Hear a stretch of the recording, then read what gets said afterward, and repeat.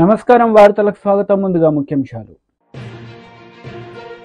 Delhi CM Arvind Kejriwal press meet, ప్రధాని మోదీపై విమర్శలు. మాజీ మంత్రి కేటీఆర్ ప్రెస్ మీట్, పలు అంశాలపై వివరణ. YCP leader Ambati Rambabu media సమావేశం నిర్వహించారు. ఈ సందర్భంగా పలు అంశాలపై ఆయన మాట్లాడారు. చాలా పెద్ద ఎత్తున హింస చెలరేగింది. కొన్ని సందర్భాల్లో పోలీసులు కంట్రోల్ చేయలేక చేతులు ఎత్తేసినటువంటి సందర్భం కూడా కనిపిస్తుంది. ముఖ్యంగా అనంతపూర్లో కానీ, పర్టికులర్గా పలనాడు జిల్లాలో ఉన్న ఎస్పీని, అనంతపూర్లో ఉన్న ఎస్పీని ఎన్నికలకు ముందు ఎన్నికల కమిషన్ మార్చారు. ఇంకా పలు చోట్ల కూడా ఐపీఎస్ అధికారులను మార్చారు. దేనికోసం మార్చారు అంటే, పురంధరేశ్వరి గారు భారతీయ జనతా పార్టీ రాష్ట్ర శాఖ అధ్యక్షురాలు, చంద్రబాబు నాయుడు గారి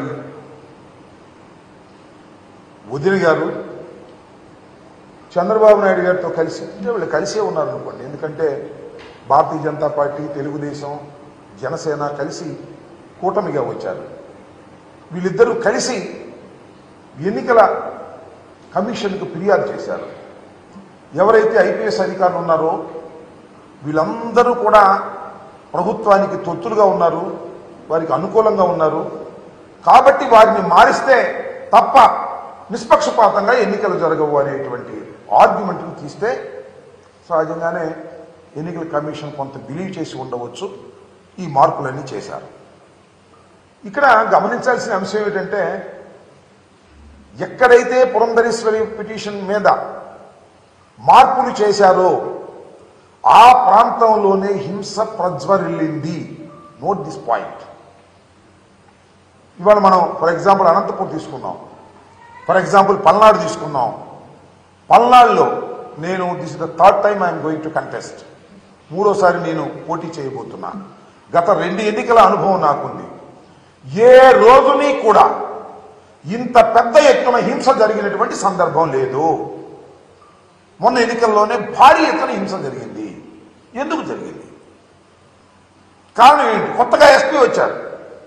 పాత ఎస్పీ పక్షపాత ధోరణితో ఉంటాడని మార్చేశారు. కొత్త ఎస్పీని ఇస్తే బలంగా ఉండాలి కదా, ప్రశాంతంగా జరగాలి కదా. ఎందుకు పూర్వం కన్నా ఎక్కువ హింస జరిగింది అనేది ఇక్కడ పాయింట్ అని మనం చేస్తున్నాం. అంటే ఈ మార్పులు చేర్పుల మీదే కుట్ర జరిగిందా? తెలుగుదేశం, భారతీయ జనతా పార్టీ, పురంధరేశ్వరి గారు, పవన్ కళ్యాణ్ గారు కలిసి కుట్ర చేశారా? కుట్ర చేసి ఈ పిటిషన్లు పెట్టి ఏదో ఒక విధంగా తాము తమ ఓట్లను, ఫాల్స్ ఓట్లను గందరగోళాలు చేసి ఓట్లు వేయించుకోవడం ద్వారా గెలవాలని అనుకున్నారా అనేటువంటి సందేహాలు కలుగుతూ ఉన్నాయి. ముఖ్యంగా పల్నాడులోకి వస్తే, నరసరావుపేట పార్లమెంటు నియోజకవర్గం వైఎస్ఆర్ కాంగ్రెస్ పార్టీకి చాలా strong constituency. Everybody knows it. 7కి 7 గెలిచాం పోయిన ఎన్నికల్లో. ఇవాళ కూడా 7కి 7 గెలిచే పరిస్థితి ఉన్నది అని మాకన్నా బాగా తెలిసిన వ్యక్తి అటు పోటీ చేసిన మా పార్టీ వ్యక్తే ఉన్నదాకా. కాబట్టి దీన్ని ఏదో విధంగా నలిపేయాలి అనేటువంటి కుట్రతో ఇదంతా చేశారనేటువంటి భావన కలుగుతోంది. చాలా చిత్రమైన, విచిత్రమైన సంఘటన ఏమిటంటే, ఎన్నికల కమిషన్ ఎవరినైతే అపాయింట్ చేశారో ఎస్పీలుగా, వాళ్ళని సస్పెండ్ చేసే పరిస్థితి వచ్చింది. ఇది చరిత్రలో నేను ఎప్పుడు ఎక్కడ చూడలా. ఎన్నికల కమిషన్ అంతకు ముందు ఉన్నటువంటి ఐపీఎస్ ఆఫీసర్లు పక్షపాతంగా వ్యవహరిస్తారేమో అనే అనుమానంతో మంచి చరిత్ర కలిగినటువంటి ఐపీఎస్ ఆఫీసర్లను ఎస్పీలుగా వేస్తే వాళ్ళు విధి నిర్వహణలో ఫెయిల్ అయ్యారని భావించి, ప్రాథమిక సమాచారం ఉందని భావించి వాళ్ళని సస్పెండ్ చేశారు. ఊరినే బదిలీ కూడా కాదు, they suspended from the service at present. ఎంత విచిత్రమైన విషయం.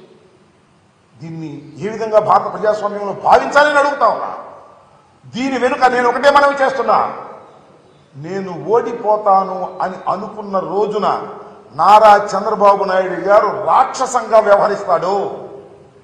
తనకు అధికారం రాదు అనుకున్నప్పుడు హింసను ప్రజ్వలింపచేస్తాడు.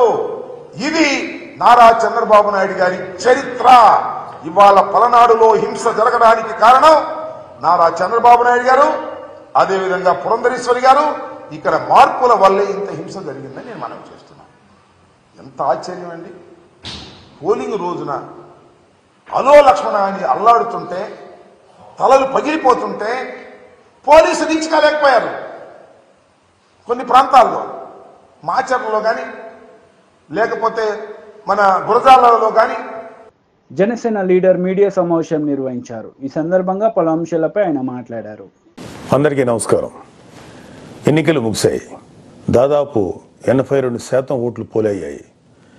ఇది ప్రజాస్వామ్యంలో మంచి పరిణామం. కానీ ఇదే సమయంలో ప్రజలందరం చాలా అప్రమత్తంగా ఉండాలి. ఎందుకంటే పోలింగ్తోనే ఎలక్షనీరింగ్ పూర్తి కాలేదు, కౌంటింగ్ కూడా ఉంది. ఓటమి కళ్ల ముందు కనిపించడంతో వైసీపీ అసురగణం ఎంతటి అరాచకానికి ఒడిగొడుతుందో పల్నాడు, తాడిపత్రి, తిరుపతిలో చూసాం. సైకోపాత్ అనే మాట మనం వింటూ ఉంటాం. ఈ జగన్మోహన్ రెడ్డి కూడా ఆ కోవలోకి వస్తాడో లేదో తెలియదు, కానీ ఖచ్చితంగా అతను ఒక సోషియోపాత్. ప్రజలను కులాలుగా, వర్గాలుగా, పార్టీల వారీగా విడదీసి చిచ్చులు పెట్టి ఆనందించే రకం. అతనిలో ఆ మానసిక స్థితిని మొదట్లో ఎవరు గుర్తించలేకపోయారు. ఆ వ్యాధిని తన అసురగణానికి కూడా అంటించాడు. ఈ సోషియోపాత్ మానసిక స్థితి రోజు రోజుకి ముదిరిపోయింది. ఓటమి కనిపిస్తుండటంతో వైసీపీ ముఠాలు ఉన్మాదంతో ప్రజల ఇళ్ల మీద పడి అరాచకం సృష్టిస్తున్నాయి. మాచర్ల వైసీపీ ఎమ్మెల్యే సంబంధీకుల ఇళ్లలో పెట్రోల్ బాంబులు దొరికాయంటే ఫలితాలు వచ్చాక వీళ్ళు ఎంత రాక్షసత్వానికి తెగబడబోతున్నారో ప్రజలు గ్రహించాలి. తాడిపత్రిలో పోలీసులు కూడా తమను తాము రక్షించుకునేందుకు అగచాట్లు పడ్డారు. అంటే వైసీపీ ఎంతగా రెచ్చిపోతుందో అర్థం చేసుకోవాలి. వైసీపీకి ఓటు వేయలేదని తెలిసి ఇళ్లలో చొరబడి మహిళలను, పిల్లల్ని అందరినీ చావుగొట్టే పైశాచికత్వాన్ని పెంచింది ఎవరు? ఖచ్చితంగా ఈ జగన్మోహన్ రెడ్డి అనే చెప్పాలి. విశాఖపట్నంలోని కంచరపాలెంలో ఓ కుటుంబం కూటమి అభ్యర్థులకు ఓటు వేసిందని తెలిసి వైసీపీ గుండాలు ఆ ఇంట్లో మహిళలను, చదువుకుంటున్న పిల్లలపై దుర్మార్గంగా దాడి చేసింది. గర్భంతో పుట్టింటికి వచ్చిన మహిళపైన తీవ్రంగా దాడి చేశారు. అంటే వైసీపీ రాక్షసత్వం ఏ స్థాయిలో ఉందో తెలుసుకోండి. ఇలాంటివన్నీ తెలుసుకొని చిక్కటి చిరునవ్వులు చెందించే వ్యక్తిని ఏమనాలి? మహేష్ బాబు స్పైడర్ సినిమాలో విలన్ సూర్య గుర్తొస్తున్నాడు కదూ. ఉత్తరాంధ్ర నుంచి రాయలసీమ వరకు ఎన్నికల అనంతరం హింసను ప్రేరేపించడంలో వైసీపీ ఓటమి కనిపిస్తుంది. రాబోయే ఓటమిని కప్పిపుచ్చుకునేందుకే ఈ దాడులు చేస్తుంది. ఈవీఎంలు భద్రపరిచిన స్ట్రాంగ్ రూమ్స్ దగ్గర కూడా భద్రత పటిష్టంగా ఉంచాలి. అక్కడ సెంట్రల్ గవర్నమెంట్ వారిది 3 అంచెల సెక్యూరిటీ ఉంది. అయినా కూడా అక్కడ మన కూటమి పార్టీల ప్రతినిధులు నిరంతరం పహరా ఉండాలి.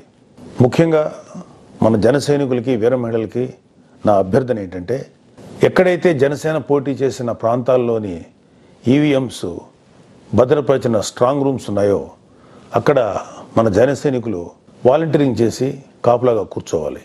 ఈ అవకాశాన్ని ముఖ్యంగా మనం వదులుకోవద్దు, వాడుకుందాం. ఈ వైసీపీ దుర్మార్గులను ఏ దేశంలోనూ తేలిగ్గా తీసుకోవద్దు. వాళ్ళు ఏ అరాచకానికైనా, దౌర్జన్యానికైనా తెగబడతారు. ఆ మధ్యన అంటే 2-3 ఏళ్ల క్రితం అమెరికన్ ప్రెసిడెన్షియల్ ఎలక్షన్స్లో కూడా ఎక్స్ ప్రెసిడెంట్ డొనాల్డ్ ట్రంప్ ఇలాంటి లక్షణాలే కనబరిచాడు. ఎన్నికల్లో ఓడిపోతున్నాను అని తెలిసాక కూడా నేనే గెలుస్తున్నాను, గతం కంటే గట్టిగా ఓట్లు వచ్చాయని ప్రచారం మొదలెట్టాడు. ఫలితాలు వచ్చాక కూడా నానా యాగి చేసి కుర్చీ వదలంటే వదలని అలాగే భీష్మించి కూర్చుంటే వైట్ హౌస్ నుంచి పంపేశారు. దాదాపు ఇలాంటి లక్షణాలే మన ఆపద్ధర్మ ముఖ్యమంత్రి జగన్మోహన్ రెడ్డి కూడా ప్రదర్శిస్తున్నాడు. అందుకే మొన్నటికి మొన్న ఐపాక్ మీటింగ్లో కూడా తన పార్టీ గెలుస్తుందని గొప్పలు చెప్పాడు. అతని మానసిక స్థితిని వంట పట్టించుకున్న ఉత్తరాంధ్ర నాయకుడు ప్రమాణ స్వీకార ముహూర్తం, విశాఖలో స్థలం అన్నీ ప్రకటించేశాడు. జూన్ 4 తర్వాత వీళ్ళందరినీ విశాఖలో ఉన్న ఆ ఆసుపత్రిలో చేర్చాల్సిందే. ట్రంప్ లాగే జగన్ కూడా కుర్చీ వదులుకోవడానికి ఇష్టపడ్డాం. తన ఉన్మాద బృందంతో రాష్ట్ర వ్యాప్తంగా దాడులు, హింసకు తెగబడే ప్రమాదం లేకపోలేదు. దీనిపై కేంద్ర ప్రభుత్వానికి ఖచ్చితమైన సమాచారం ఉంది. అందుకే వచ్చే నెల 15వ తేదీ వరకు కేంద్ర బలగాలను మోహరించాలని చెప్పింది. మన వంతుగా కౌంటింగ్ ముగిసే వరకు కౌంటింగ్ కేంద్రాల దగ్గర, పార్టీ కార్యాలయాల దగ్గర కూటమి శ్రేణులు అప్రమత్తంగా ఉంటూ ప్రతి కూటమి కార్యకర్త ఈ కేంద్రాలను పర్యవేక్షిస్తూ ఉండాలి. ఆంధ్రప్రదేశ్ రాష్ట్రం ఈ అరాచక శక్తుల చేతుల నుంచి అభివృద్ధి సాధకుల చేతులకు మారే సమయం దగ్గరలోనే ఉంది. అందరం ఆ శుభగడి కోసం వేచి చూద్దాం. జై జనసేన, జై హింద్. బీజేపీ రాష్ట్ర అధ్యక్షుడు కిషన్ రెడ్డి మీడియా సమావేశం నిర్వహించారు. ఈ సందర్భంగా పలు అంశాలపై ఆయన మాట్లాడారు. వాళ్ళు కానీ కాంగ్రెస్ పార్టీ వాళ్ళు కానీ కాబట్టి మనవి చేస్తా ఉన్నాం, ఈ రాష్ట్రంలో ఈరోజు ప్రధానంగా నిర్మాణాత్మకంగా ప్రతిపక్ష పాత్ర పోషించేది ఈరోజు ఇప్పుడు ఉన్నటువంటి పరిస్థితుల్లో ఏకైక పార్టీ నరేంద్ర మోడీ గారి నాయకత్వంలో భారతీయ జనతా పార్టీ మాత్రమే మనం వేస్తున్నాం. ఈరోజు కాకపోయినా రేపైనా ఈరోజు రెండు పార్టీలకు వ్యతిరేకంగా పోరాటం చేసేది Bharatiya Janata party. Congress party, BRS party రెండు పార్టీల డిఎన్ఏ ఒకటే. మనం మొదటి నుంచి చెప్తా ఉన్నాం. రేవంత్ రెడ్డి విపరీతంగా ప్రచారం చేశాడు, బీజేపీ బీఆర్ఎస్ ఒకటే, బీజేపీ బీఆర్ఎస్ ఒకటే.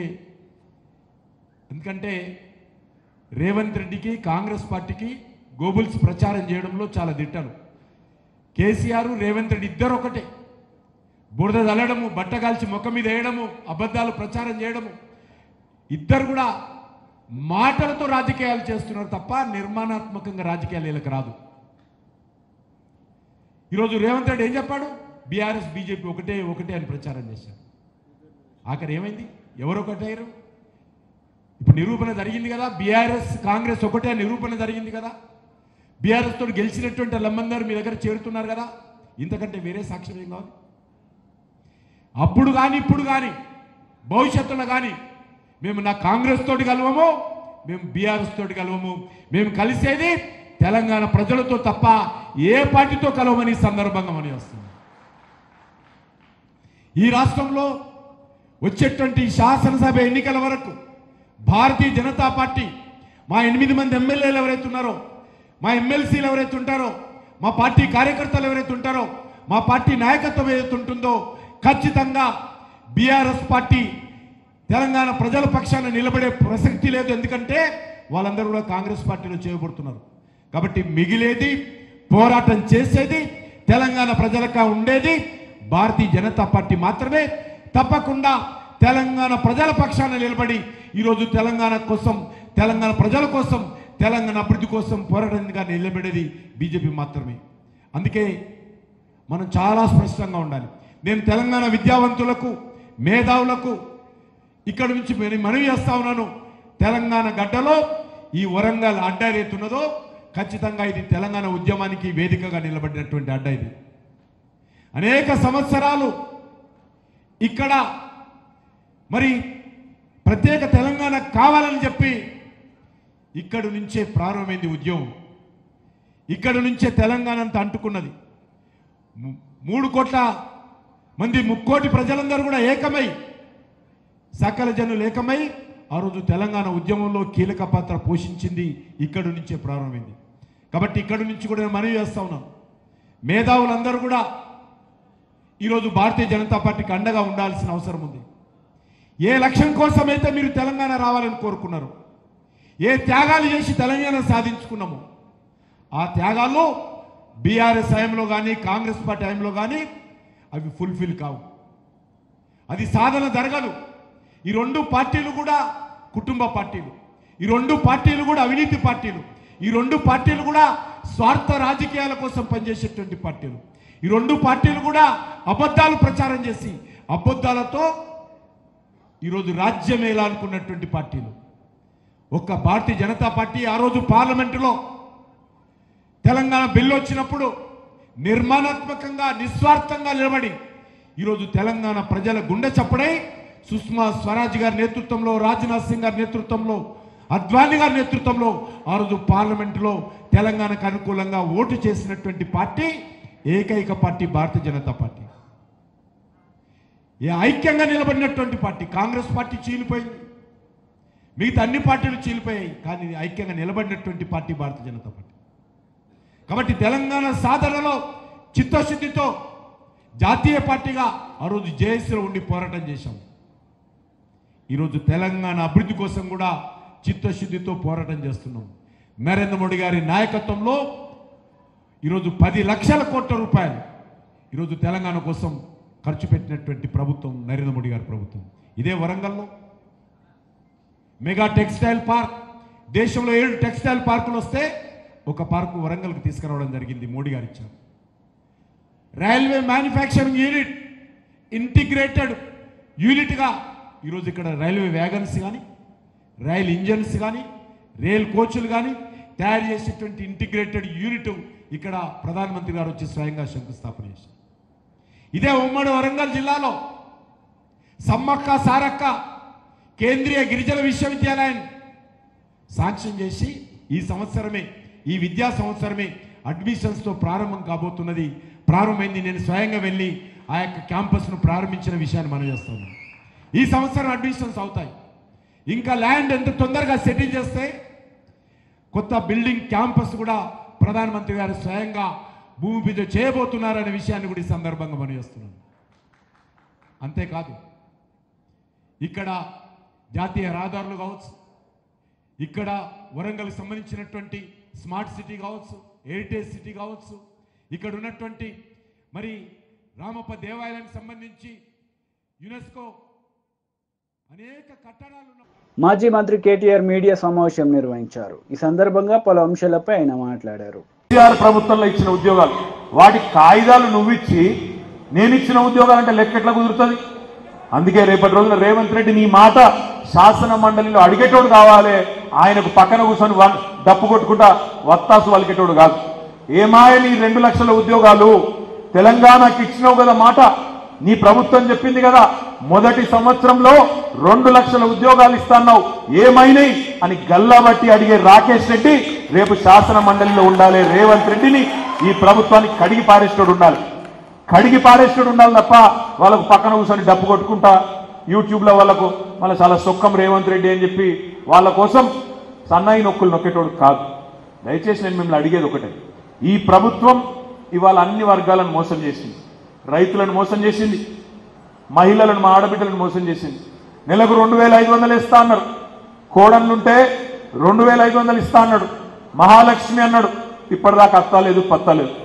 18 ఏళ్ళు నిండిన ఆడబిడ్డలు ఈ రాష్ట్రంలో 1,67,00,000 మంది ఉన్నారు.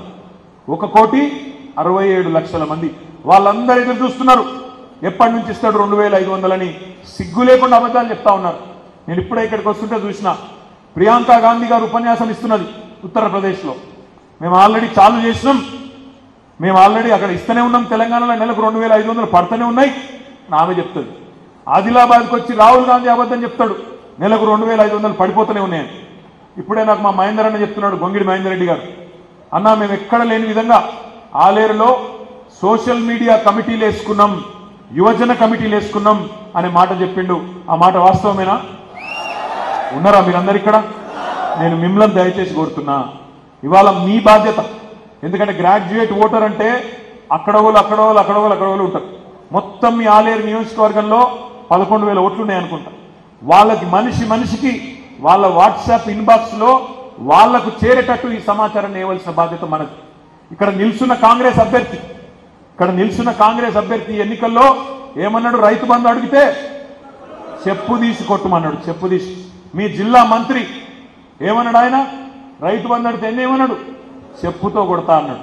మరి చెప్పుతో కొడతా అన్న తప్పుడు నా కొడుకులను మనం చెప్పు తీసి కొట్టాలన్నా లేదా ఓటుతో ఆలోచించమని చెప్పి నేను కొడతాను. ఈ మాట మనమనవలసిన మాట కాదు, గ్రాడ్యుయేట్ ఓటర్లకు చేర్చవలసిన మాట. ఇవాళ తప్పుడు ప్రచారం చేస్తున్న కాంగ్రెస్ పార్టీ, పైసలు ఇవ్వకుండానే ఇస్తున్నామని చెప్పి తప్పుడు కూతలు కూస్తున్న కాంగ్రెస్ పార్టీ 2,500 రూపాయలు ఇస్తున్నారా? ఒక్క మహిళకని వచ్చిందా? మహాలక్ష్మి సిగ్గు లేకుండా ఇవాళ ప్రియాంక గాంధీ, రాహుల్ గాంధీ పచ్చి అబద్ధాలు చెప్తుంటే 6 గ్యారంటీల్లో 5 అయిపోయినాయి అని రేవంత్ రెడ్డి తప్పుడు కూతలు కూస్తుంటే గమ్మున కూర్చొని ఊరుకుందామా? మాట్లాడొద్దా? చదువుకున్న వాళ్ళు కూడా మాట్లాడరా? గ్రాడ్యుయేట్లు కూడా మాట్లాడరా? గ్రాడ్యుయేట్లు కూడా తీర్పు ఇయ్యరా? ఆలోచించండి. ఈ ప్రభుత్వంతో పని చేయించాలి అంటే, ఈ ప్రభుత్వాన్ని రేపు శాసన మండలిలో కడిగి పారేయాలంటే యోగి చదువుకున్న గోల్డ్ మెడలిస్టు ఇక్కడ దిక్కున్నాడు, బ్లాక్ మెయిలర్ ఇంకో దిక్కున్నాడు. ఎవరు కావాలో ఆలోచించుకోండి అని చెప్పి నేను విజ్ఞప్తి చేస్తా ఉన్నా. ఈ ఎన్నిక ఒక తమ్ముడు రాకేష్ రెడ్డి ఎన్నిక కాదు. ఈ ఎన్నిక మన పార్టీ ఎన్నిక, మనందరి ఎన్నిక. 11,000 ఓటర్లకు మనం చేరాలంటే మరి మన నాయకులు అందరూ కూడా ఇక్కడ ఉన్నారు, మన మండల నాయకులు ఉన్నారు, గ్రామాల నుంచి వచ్చిన నాయకులు ఉన్నారు. మిమ్మల్ని కూడా నేను ప్రార్థిస్తా ఉన్నా, దయచేసి మీరు కూడా గ్రామాన మీకు ఓటర్ లిస్టు మీకు బూత్ల వారీగా మీకు వచ్చింది. బూతుల వారీగా ఒక్కొక్క ఓటర్ను మనమే కలవాలి, మనమే కూర్చోవాలి, మనమే ముచ్చటబెట్టాలి. 5 రోజులే ఉంది, ఇంకా టైం ఎక్కువ లేదు. ఒక్కొక్క మనిషిని కలవాలి, ఫోన్లు చేయాలి, అడగాలి. అన్నా మీ ఒకటే priority vote, first priority and only priority. నిలువు గీత గీయండి. 3వ నెంబర్లో రాకేష్ రెడ్డి పేరున్నది, దాని పక్కన ఉన్న డబ్బాలో వెంకటేశ్వర స్వామి నామం లెక్క ఒకటే గీత పెట్టాలి, ఒకటే నిలువు గీత పెట్టాలనే మాట మనందరం కూడా చెప్పాలి.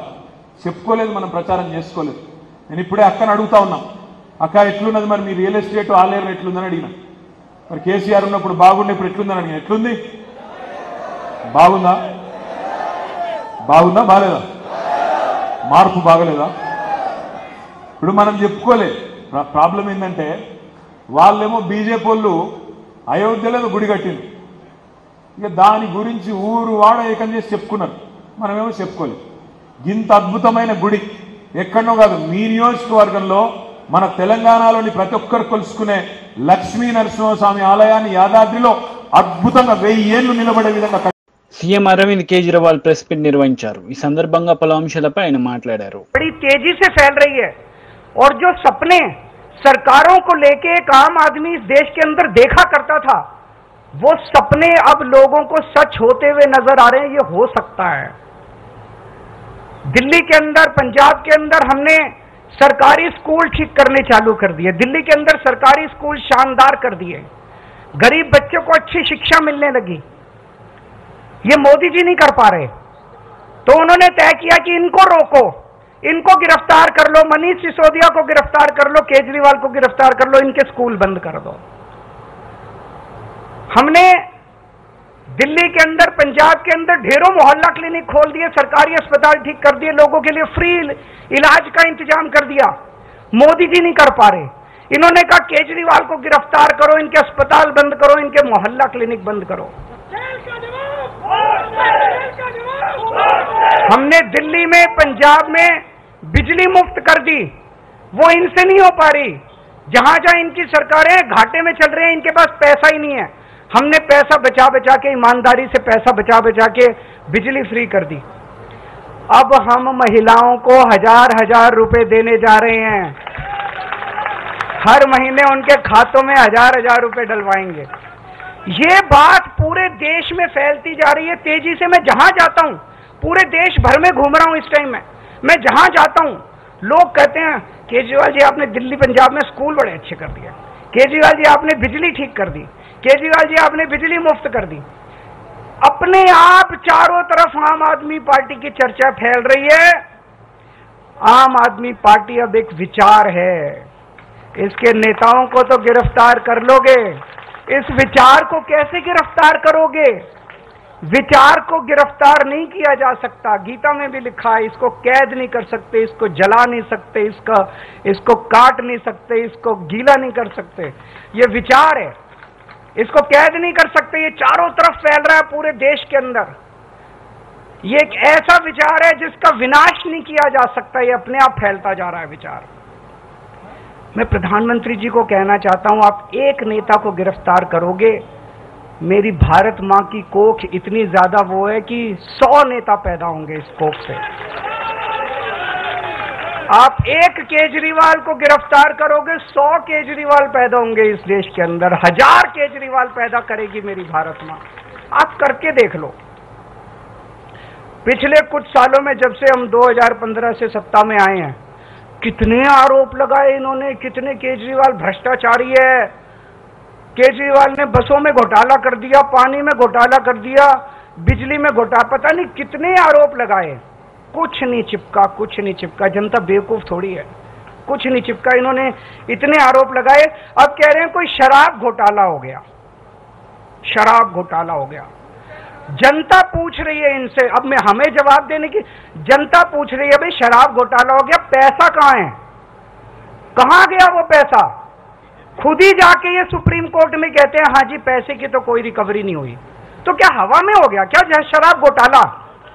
कहीं बाकी रेड वेड मारते हैं ये, कहीं नोटों की गड्डियां मिलती हैं, कहीं ज्वेलरी मिलती है, यहां तो कुछ भी नहीं मिला, चवन्नी नहीं मिली. कहते हैं 100 करोड़ का घोटाला हो गया, 1000 करोड़ का 1000 रुपए भी नहीं मिले, 100 रुपए भी नहीं मिले. कहां गए सारे पैसे? बिल्कुल फर्जी केस इन्होंने बना बना के हमारे लोगों को गिरफ्तार किया। पंजाब चुनाव के पहले याद करो, पिछले 2022 में जब पंजाब चुनाव हुए थे, इन्होंने एक अबोहर के अंदर रैली में चुनाव के 3 दिन पहले प्रधान వార్తలు ముగించే ముందు ముఖ్యాంశాలు మరోసారి. Delhi CM Arvind Kejriwal press meet, ప్రధాని మోదీపై విమర్శలు. మాజీ మంత్రి కేటీఆర్ ప్రెస్ మీట్, పలు అంశాలపై వివరణ. ఈ వార్తలు ఇంతటితో సమాప్తం. తిరిగి ప్రసారమయ్యే వార్తలు మళ్ళీ కలుద్దాం. అంతవరకు సెలవు. నమస్తే.